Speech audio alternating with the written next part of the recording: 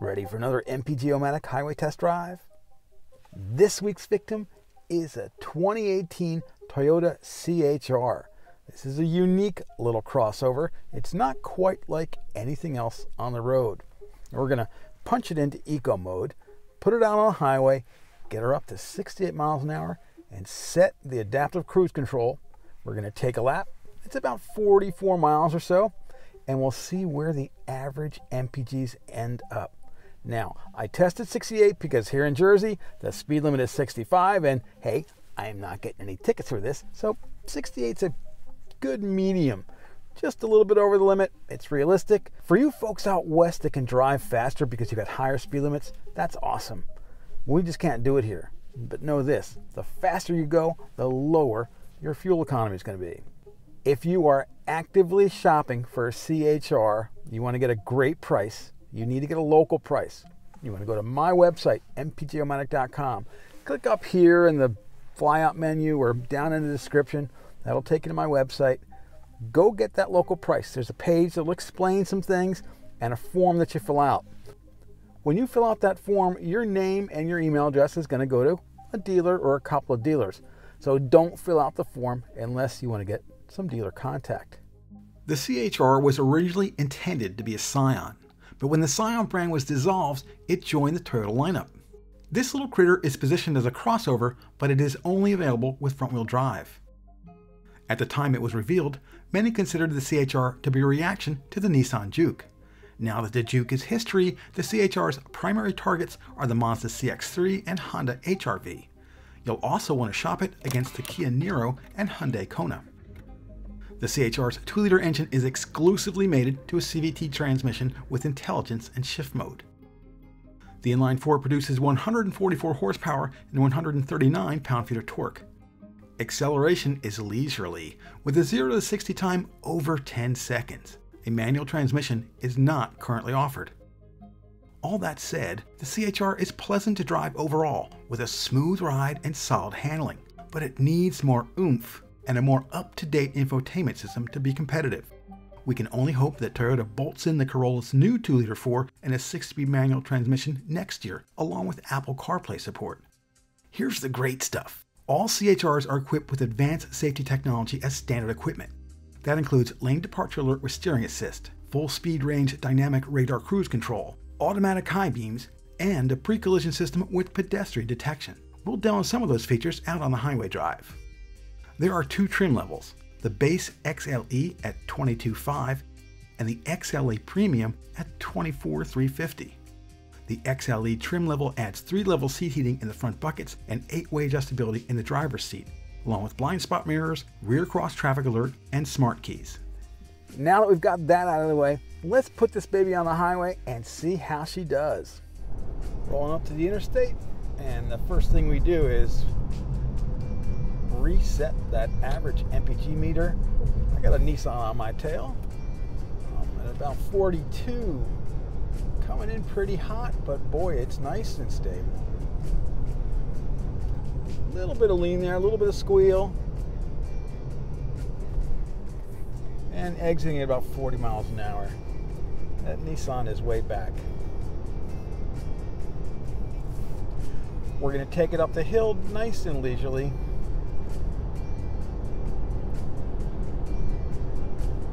Aiming for about 60 at the crest. We hit it now.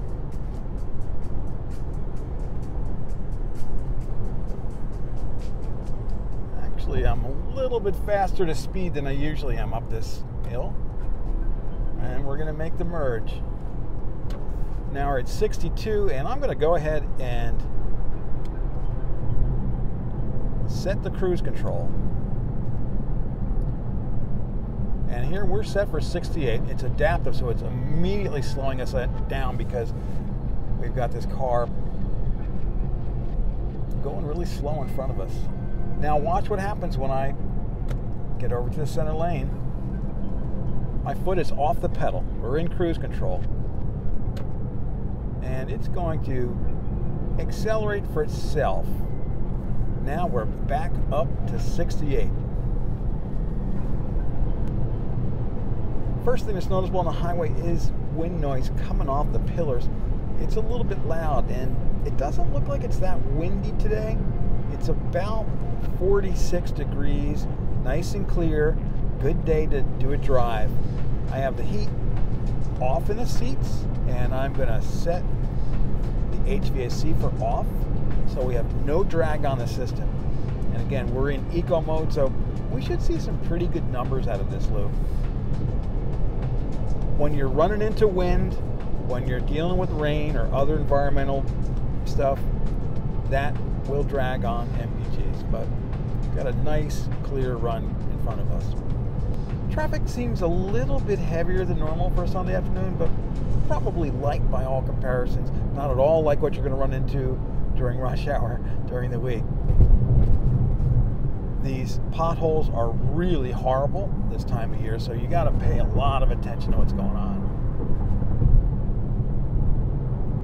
The driver's information display in between the tachometer and the speedometer is crisp and colorful. There's some cool stuff there. The obligatory instant fuel economy gauge, and it's well done. It's a thermometer style. There's an eco indicator with the little leaf that everyone loves. There's even sort of a G meter that shows you how many G's you're putting out in the curves. Now, as this guy pulls in front of us in the pickup truck, adaptive cruise slows us down a bit, spaces us out, gets us off his bumper. Right now we're reading a very optimistic 37.3. That is quite a bit over spec. We're 1 mile from the corkscrew, and average MPG reads 37.2. Rolling up to the corkscrew.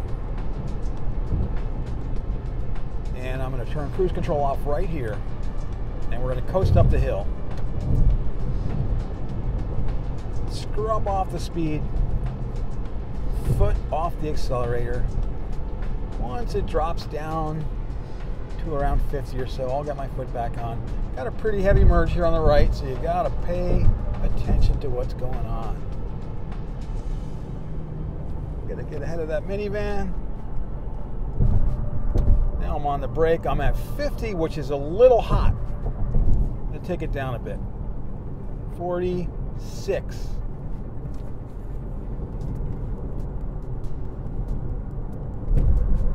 Feels pretty good.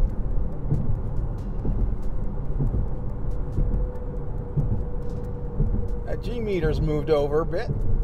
That's pretty cool. See if I can get a camera on that someplace on a back road. Okay. Now we exit at just over 40, climb up the hill, and the average MPG meter reads 39, but that's going to go down from there.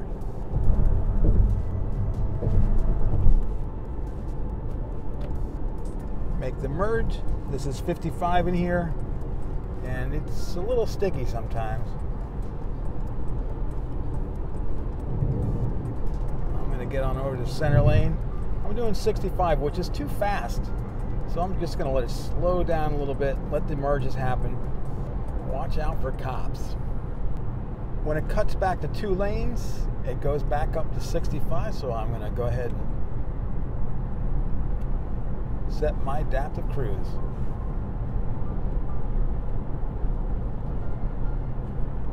And I like the way this mechanism works. Toyota puts most of the controls down on the stalk, which is not unique to them. I mean, Mercedes-Benz does that, right? That's common for Europeans to do that. But they separate things by putting the adaptive distance on the wheel itself. So there's a button on the wheel for distance, for what we call a bumper distance, but all the other controls are down on the stalk. Oh, let's get on over.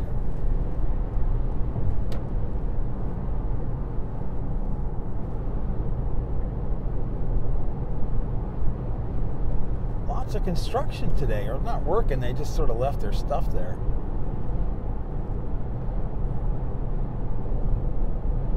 Toyota is very proactive about safety, and they've made high-tech safety technology standard across the brand. In the CHR, we've got active lane keep, we've got adaptive cruise control, we've got blind spot mirrors, all the stuff that makes life on the highway a bit less stressful.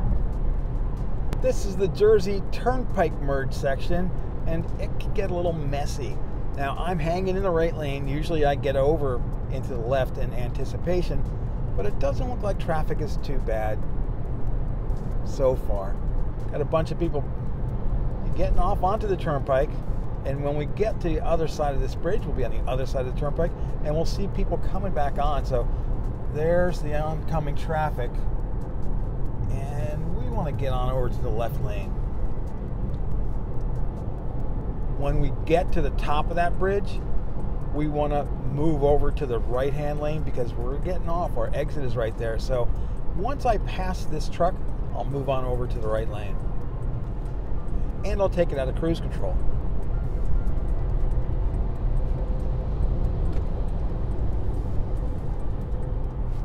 Here, the engine and transmission working a little bit there. And right here, out of cruise control, and we're going to coast on in.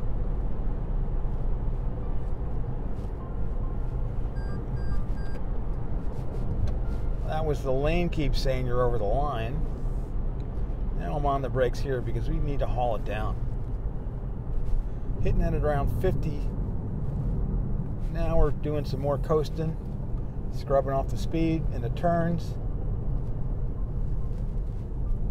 When we get lucky, we catch this light, but not this time, kids. Oh, we could creep on through. Look at this. We don't have to come to a complete stop. Very nice. We're at 37.5. And we're going to get right back on.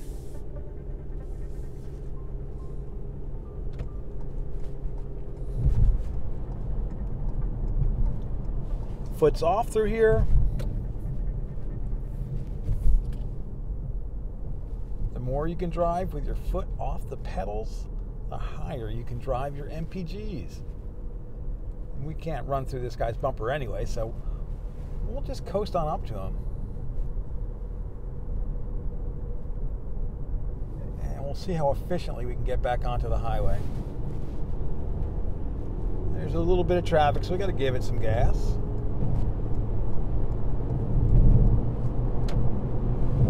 Got the CVT whine. Oh, wow. All the way up to 68 already, so I'm just going to put it in cruise right here. A little early, but let's go with it. I got a pickup truck that's in a hurry on my tail, so I'm going to get on over. Real thankful to have these blind spot mirrors.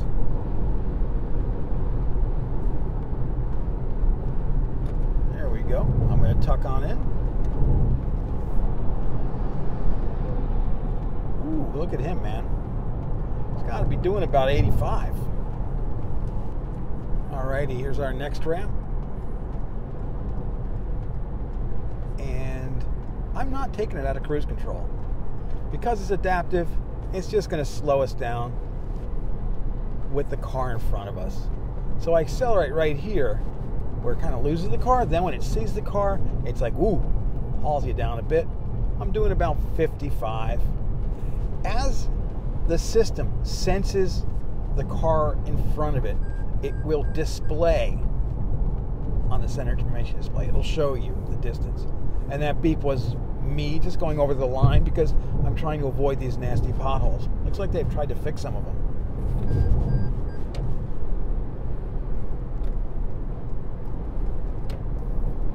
So we're going to stay in adaptive cruise up the hill. And we're at about 67 right now.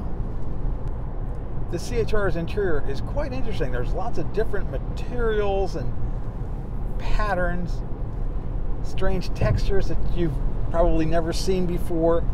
There's no leather. The top end version only has cloth. The seats are supportive. There's 3-way heat. There's 2-way power lumbar in the driver's seat. That's real nice. I'm comfortable. I like it. I don't have to have leather. Some folks feel they have to have it. I'm not one of those folks. It's nice, but I don't have to have it. Hey, am I the only one that gets nervous riding behind a pickup truck loaded with a bunch of stuff? Let's get over to the center lane and let the adaptive cruise accelerate for us, taking us up from about 62 to 68.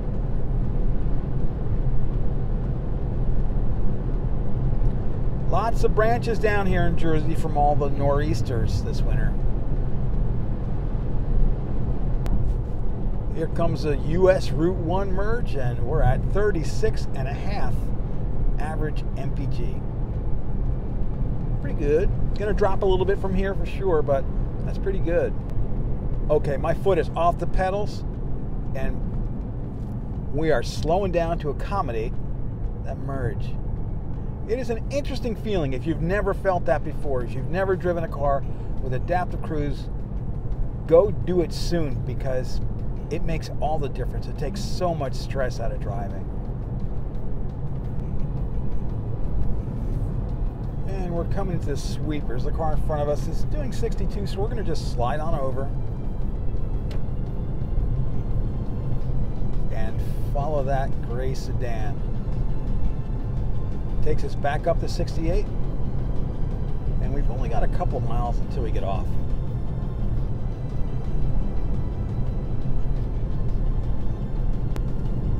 Using that blind spot mirror again, I can see I'm past the car, and we've got about 1.25 miles to go. And we are getting off at our exit. Cruise control is off. We are coasting now. And we'll coast in for a while. We measure our loop underneath that bridge. This is the same route that I've been using for a decade. I have tested hundreds of cars. Some brands tend to test above the spec. Toyota seems to do pretty well. Okay, right now we're at 45. My foot is now gently resting on the accelerator pedal, and there it is, 36.6. Very well done in eco mode.